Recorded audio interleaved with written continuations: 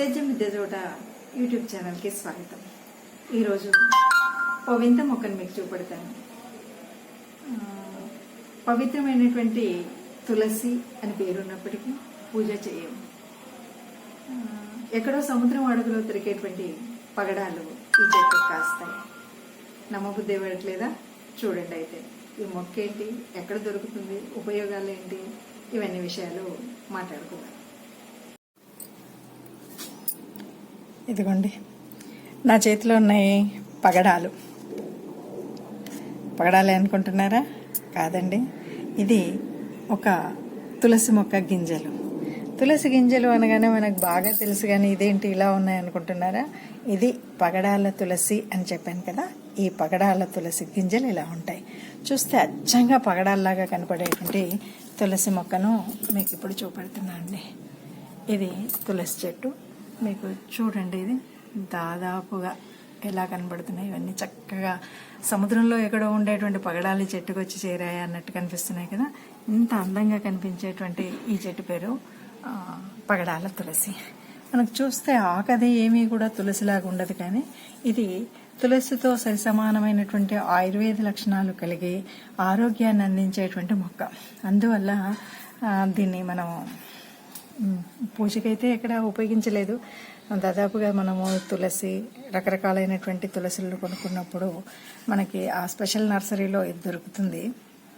అలాగే ఇది మాత్రం నేను దాదాపు మంచిర్యాల పక్కన ఒక చిన్న గ్రామంగా దండేపల్లి అనే గ్రామం ఉంది. ఆ గ్రామంలో మొదటిసారి నేను చూశాను.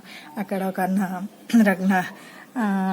రగన అంటాం, వారి దేవాలయంలో ఉన్నటువంటి ఈ చెట్టు నేను అక్కడి నుండి తెచ్చానమాట.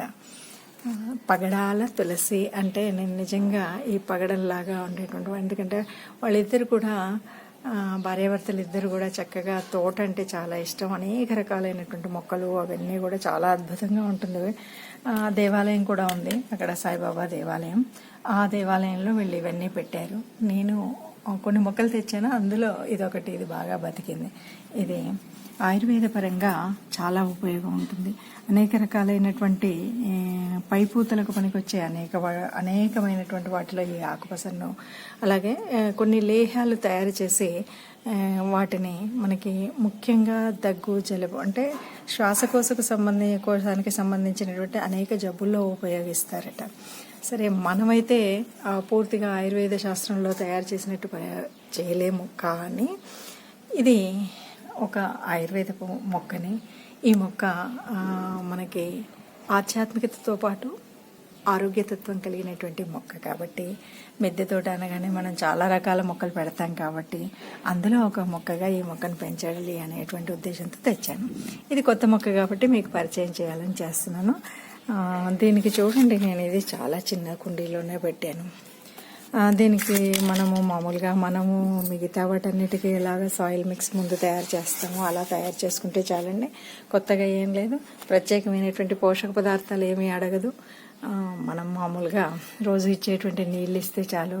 చక్కగా నిజంగా అంటే ఇవే పుష్పాల్లాగా, అంటే చిన్నగా పుష్పం చూడండి ఇక్కడ ఇలా వస్తుంది. దీని తర్వాత ఇది కాయ. ఈ కాయలు పండ్లు అంటే రావడమే కొంచెం గ్రీన్గా వచ్చి అలాగా రెడ్గా పగడంలాగా తయారవుతుంది. ఈ కాయలు మనకి అంటే ఇవి కింద పడితే మళ్ళీ కొత్త మొలకలు వస్తాయి అన్నమాట. అదే ఈ పగడాలు. ఈ కొత్త చెట్టును సరే మిద్దె తోటలో ఉన్న వాళ్ళందరూ చూస్తారు కాబట్టి పరిచయం చేయాలనే ఉద్దేశంతో దీన్ని చేశాను. ఇది ఉపయోగం ఎలా ఉన్నా అంటే, ఎందుకంటే ఆయుర్వేద పరంగా తయారు చేసేటువంటివి అంత శాస్త్రోక్తంగా మనం తయారు చేయలేకపోయినప్పటికీ ఇది ఒక ఉపయోగకరమైనది. కనీసం ఆకుపసరు తీసి ఏదైనా దొరద, పురుగు, చిన్న చిన్న పురుగులు కలిసినప్పుడు రుద్దడానికైనా పనికి వస్తుంది కదా. కొత్త పేరు. ఒక ఆధ్యాత్మికతతో పాటు ఆరోగ్యతత్వాన్ని కలిగించేటువంటి ప్రతి మొక్క దైవ సమానమే కాబట్టి ఈ మొక్క తోటలో పెట్టాను. ఇదండి ఈ వీడియో. మీకు నచ్చినట్టయితే లైక్ చేయండి, షేర్ చేయండి, సబ్స్క్రైబ్ చేయండి.